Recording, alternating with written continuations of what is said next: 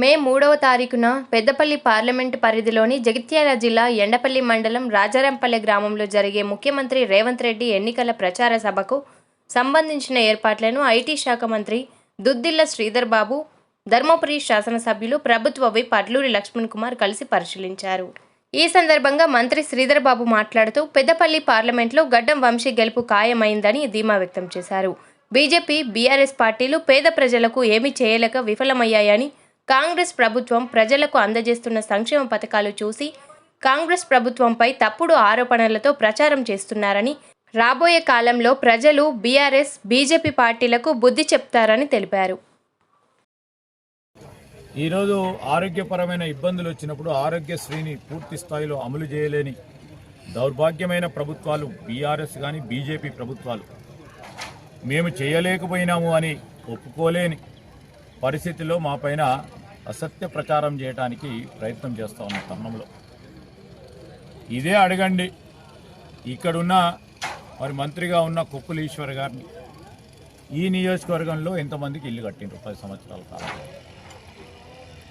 ఈయనదే నియోజకవర్గంలో పేదవారు ఇబ్బంది పడుతూ ఉన్నప్పుడు విద్యుత్ బిల్లులు అధికంగా వస్తూ ఉన్న తరుణంలో వారు అడిగితే ఏ విధమైన ప్రయత్నం చేసింది వారి ప్రభుత్వం, వారి నాయకుడు కేసీఆర్ గారు అని అడుగుతూ ఉన్నాం.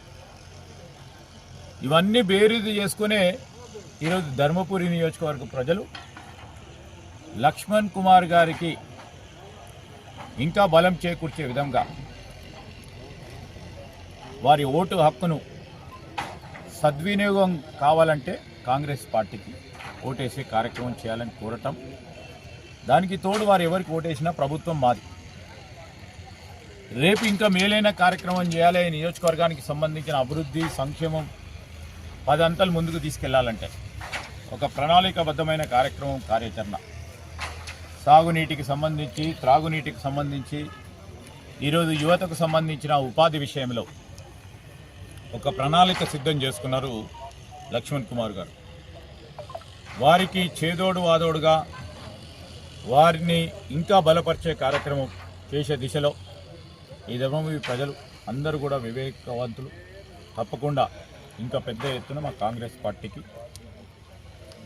కాంగ్రెస్ పార్టీ అభ్యర్థి అయిన వంశీ గారిని పెద్ద ఎత్తున గెలిపిస్తారని మన నమ్మకం.